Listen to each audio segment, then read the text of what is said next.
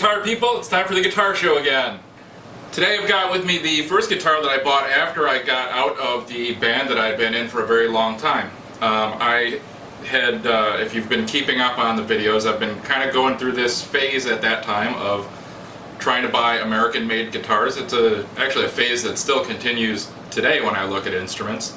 Although I do look at everything. I try to keep my major purchases to domestically made things, just for my own reasons to try and support the domestic economy. But anyway, that's kind of was coloring my purchasing decisions at the time, and I wanted to try something different.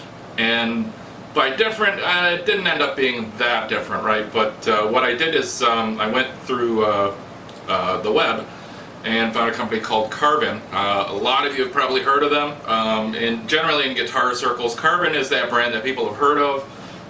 And if you run into people who've been playing guitar for a really long time, what you find is, oh yeah, I owned a Carvin. Yeah, I wish I would have kept that one. And it's one of those ones that I kind of get the impression is, it's impressive, very much so in hindsight. But it's one of those guitars that you kind of get rid of to make room for another purchase. Is kind of the general feeling that I get. But anyway, the reason I went through Carvin is because out of the various styles of guitars that they have, the different body shapes, you have the ability to specify through their website and a nice online tool what options you want on it. And in that way, you have the ability to make the guitar really your own on a level that is easy, painless, relatively quick, and the price is very competitive with what you would pay for a stock guitar that you really don't get any choices on. So it's a pretty decent guitar. What this particular model is it is an Ultra V, and it's from 2009. And again, this is a guitar that I purchased right after I got out of the last band that I was in, and I never really had a chance to perform with it. Actually, most of the guitars from here on out, with a couple exceptions, are going to fall into that category where I didn't really play in bands with them or anything like that. It was just something I wanted to try out. Again, it's an Ultra V from 2009. It's a V-shaped body, and it's kind of the opposite of a Jackson Rhodes, where the treble bout is longer than the bass side bout. If you've ever seen a Rhodes model, the bass side or the top wing tends to be longer, which gives it a nice angular kind of a look. This one almost looks backwards in a way, but what I've found in practical terms is when playing, having this longer wing on the bottom gives you something to rest against your leg, so the guitar really doesn't go anywhere, and it's actually a better design, I think, functionally, than the Jackson Rhodes model. Although I will say that the Jackson Rhodes model does look a lot nicer when it's sitting in advertising copy in a magazine or something. It looks sharper, it looks more aerodynamic in a way. But functionally speaking, what I've found with the Rhodes is if they're not balanced quite right, they'll tend to neck dive really badly, and there's not really any way you can stop it except with this hand. And of course, that larger top wing on the Rhodes tends to get obscured sometimes by your arm and things like that, so it basically just looks like you have a little guitar on. So what looks cool in a magazine versus what looks cool when you're wearing it, or even what works well, more importantly, is does not always tend to be the same exact thing in my experience. So let's talk a little bit about this. What it is, it's a neck-through body guitar. I'll show you the back of it real quick, and I kind of doubt you'll be able to see it very well, but there is actually a center block of wood running from the back of the body all the way through the tip of the headstock, as is the case with any neck-through body. That makes this guitar extremely stable, because the neck and the body are basically one unit. It's the same piece of wood, and then there's side pieces glued on. What I opted for on this model is I opted for something that looks very kind of, you know, shred hard rock. I wanted something that had a Floyd Rose on it for me to play around with. I don't use Floyds much. They're kind of a pain to balance right. You know, if you know what you're doing, less so. It wasn't too bad for me. It's just, you know, they're not as convenient. They're excellent at keeping tune over long periods of time and from wild excursions in dropping the pitch and things like that. But the problem with a Floyd Rose is they're perfectly balanced. So if you break a string in the middle of a performance, you need another guitar immediately. You're not going to fix that problem. So that's you know, that's a serious downside for them. But if you are into playing certain types of music where you're doing a lot of kind of dive bombs and stuff like that, where you're doing like the there really isn't a substitute for a Floyd Rose for doing things like that in my mind. Some other types of tremolo systems make an attempt to do that sort of stuff, but they generally don't pull it off very well. So if you're willing to deal with the downsides and the riskiness, you know, it does put some very interesting tools in your musical palette that other types of systems just generally do not. So that's why I wanted to play around with that. Getting back to the guitar, I opted for a mahogany neck. You're not going to be able to tell it because this is very heavily tinted, with, you know, mahogany neck through body with mahogany wings. So this whole guitar is built out of mahogany for what I was hoping would be a nice warm sound, if tone wood actually is a thing. And it's got a very highly figured flame maple top, which I got done. The options that I selected were the body wood itself, the neck wood, the shape of the headstock. I didn't draw it on a piece of paper, but you have like, I think it was at the time like 4 different styles of headstock to select from, as well as how they do the logo on it. So I opted for a black painted headstock that was reversed and pointy, and had an abalone brand logo inlaid into it. Basically, I set this thing up with options the way that you might, you know, it had a lot of features on it that were reminiscent, less reminiscent of what a Jackson does and more reminiscent of what a Gibson might do if they made this kind of a shape. It doesn't have binding. Carvin didn't offer that as an option at the time, and I don't believe they still do. The fingerboard is ebony with real mother of pearl block inlays, which are really, really cool looking. You can't really tell in this light, but as I've said in a previous video, you can tell real mother of pearl when you look at it in the right light versus acrylic that's been swirled to look like mother of pearl by the fact that the mother of pearl will, because it's built of layers and layers of refracting crystal structure, when you turn it in the light, you get different colors appearing in it. And they're very subtle, but they're there. With a swirled acrylic pattern, you just get, you know, it might reflect white light back in a different way. So it doesn't have the same kind of visual qualities, but you really have to be like within 5 feet to be able to tell the difference. It's tough to tell otherwise. So it's one of those things that, like many of these kind of tone things that for guitar player, makes the guitar player happy, but really, honestly, doesn't do very much for the audience. You know, but there's something to be said about keeping the guitar player happy, because when the guitar player is happy, he or she is going to play better. They're going to play their best because they're happy to be playing. So there is some benefit to that, even though you know, there's a school of thought out there on the internet that says, you know what, it's all about how it sounds. It's all about that. Nothing else matters, and I call bullshit on that. Other things do matter because they affect your performance and your happiness level. So.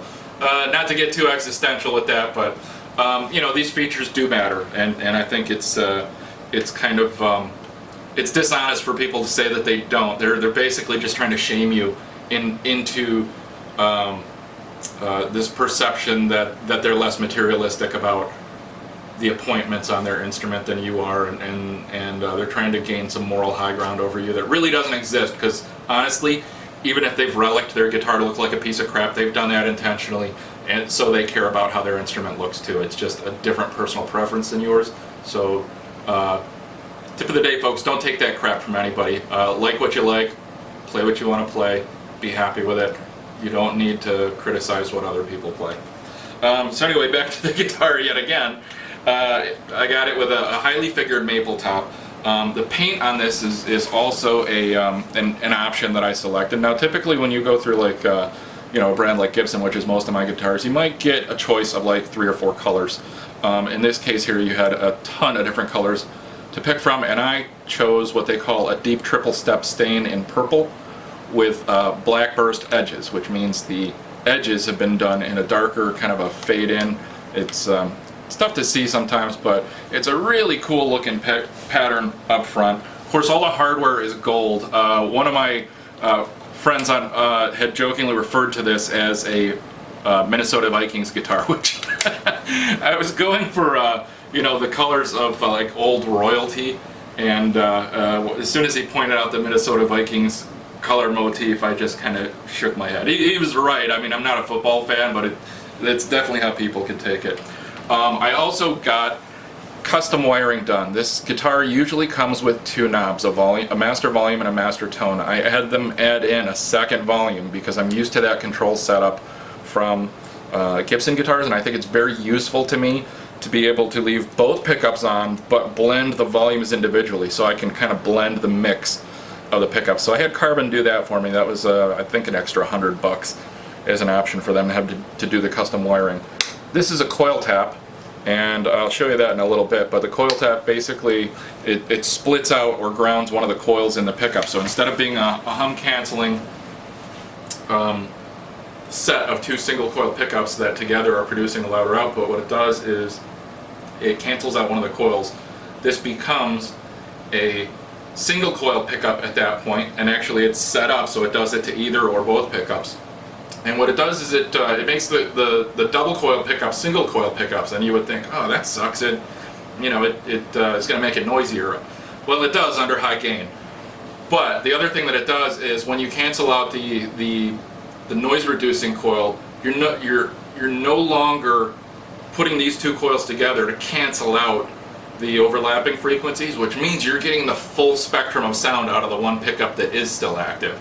So you get a little bit of a different kind of a sound out of it. It's more of a single coil sound, as people refer to it, and it's just it's more percussive. It's got more things in it, but generally I like it better for clean types of sounds, and it's a nice option to have there. The other option that I did was I had them move the input or the output jack from the bottom edge of the guitar to the inside, which I thought looks cool, and it does, but when you try and sit down playing this thing, this stabs your leg. That was a bad idea on my part, and if I had that to do over again, I probably wouldn't. And for the pickups, although this is a very extreme shreddy looking guitar, I opted for a set of their vintage voiced pickups with metal covers on them. It completes the look, and it's more in line with the type of sound that I'm looking for out of a guitar. I'm actually not a shredder, so it gives me a more rich, warm kind of a tone that allows me to get some very percussive kind of sounds when I'm playing rhythm with a lot of overdrive behind it. What it doesn't do me any favors on, it doesn't help me hit these any of these solos very easily, because the output on these pickups is lower. So this guitar, even though it looks very extreme, if you take away the shape of it and you look at the sum of its parts, it's really something that I had built to sound like really a Les Paul more than anything else, or as close as I could get to one in this kind of a shape. So it's actually a really surprisingly nice sounding guitar with a classic kind of a vibe to it, but it looks like a very extreme 80s or 90s guitar. So it's almost you know, subconsciously one of these lessons in don't judge a book by its appearances. But I got it all prettied up and everything. I wanted this fancy looking guitar, and I thought it was really neat that I could pick all the options. One thing I forgot to mention, well, 2 things, is first of all, these came with Spurzl locking tuners stock at the time. They are now using something that's private branded, but in 2009 these were Spurzls, and the fret wire on these is medium jumbo stainless steel frets. my thinking on that was I will never need a refret job on this because I use softer nickel wrapped strings.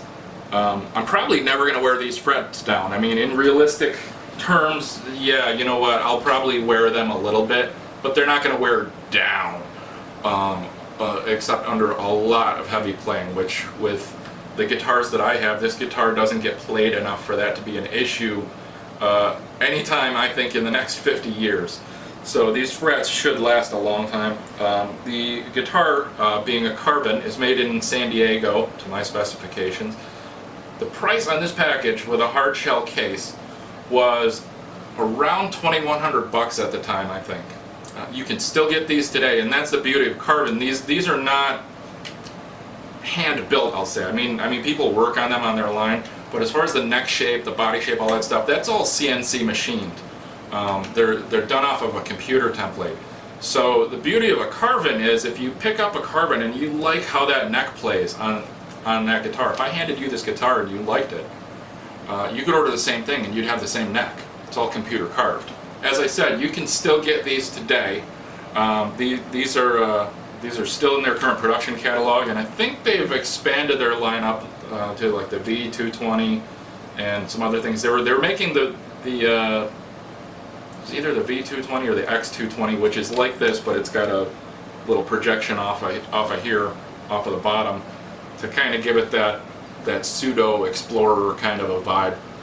They have versions of that with rounded tips and pointy tips, and at the time when I purchased this one, they were only offering these two models with the pointy tips, and now I think they're offering more of them. So actually your options are bigger now than they were at the time. They've also added a lot of add-on options that weren't there at the time when I purchased this. Like you can get your knobs inlaid with abalone or something like that, or you can get wooden knobs, or you can get different types of inlays. So they actually have more options now.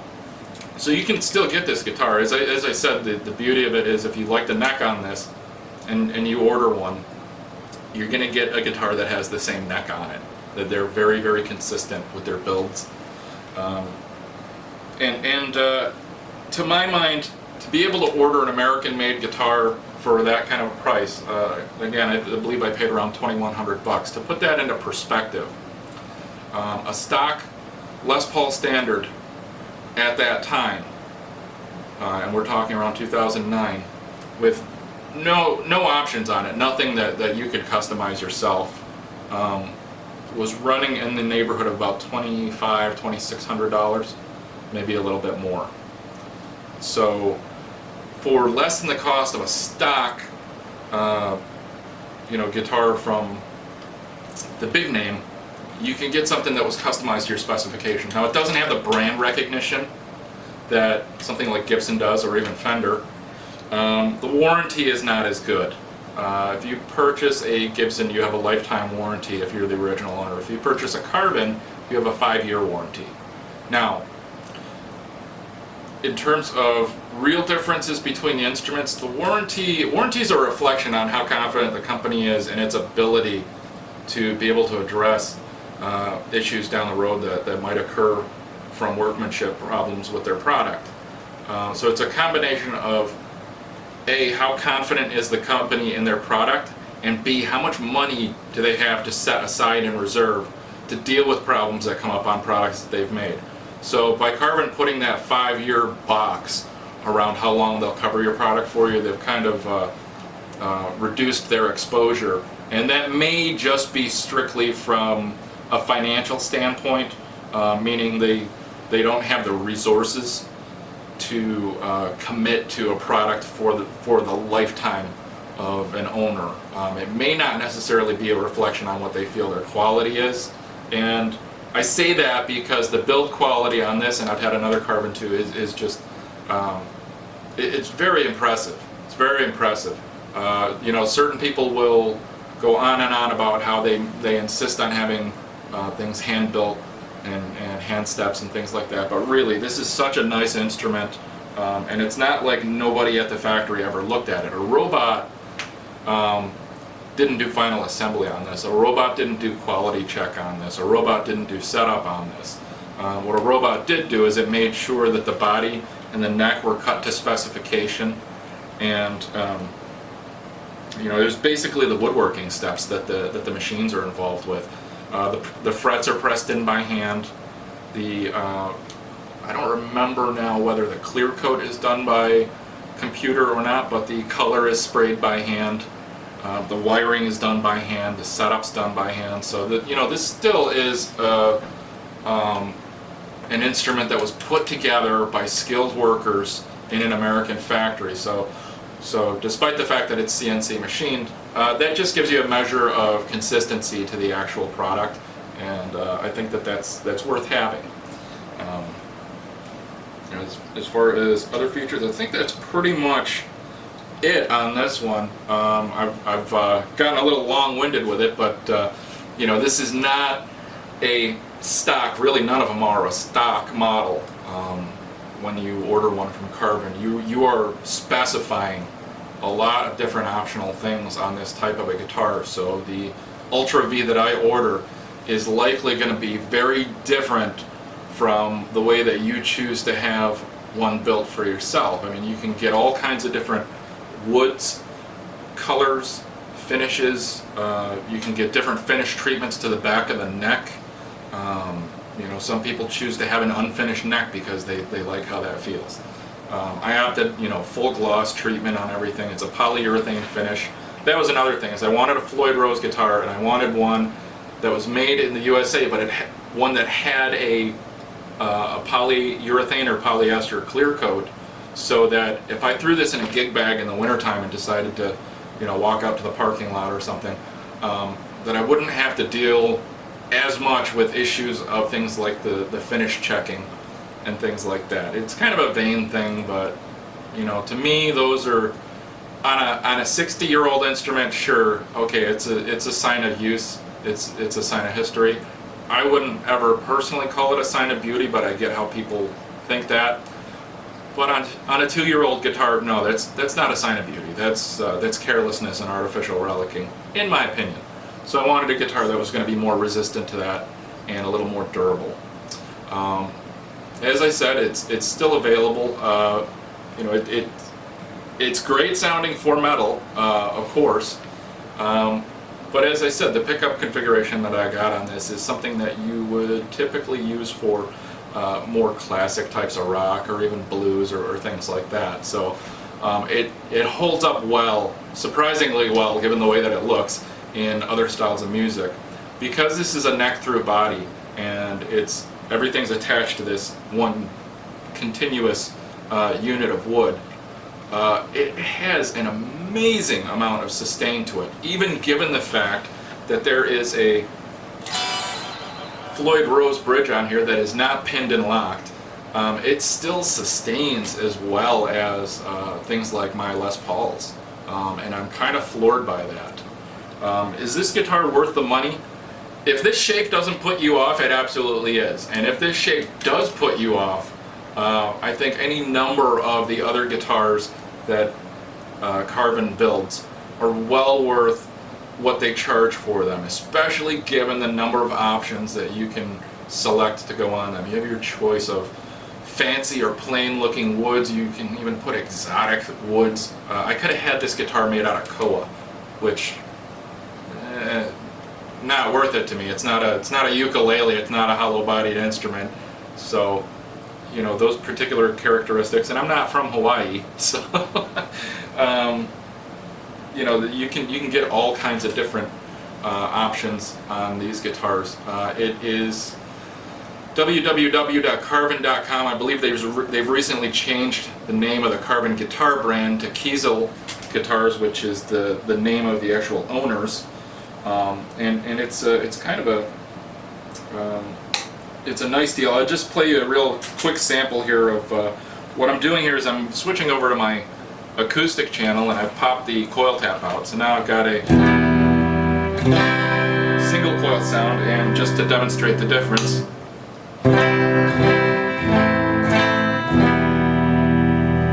there it is without the coil tap, and then with the coil tap engaged. You can hear it's got a little less bass to it, a little more clarity. It has that character of kind of cleaning up the notes, and it does add a little bit more range to the frequencies.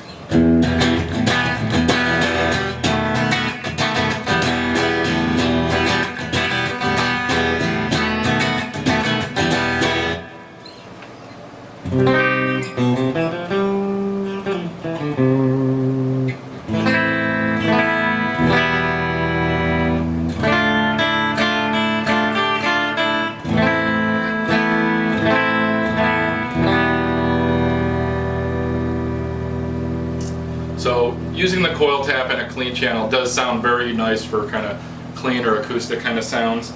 And I'll just close that back down to make sure we don't get any unwanted noise here, but you can switch over to like a classic kind of a sound.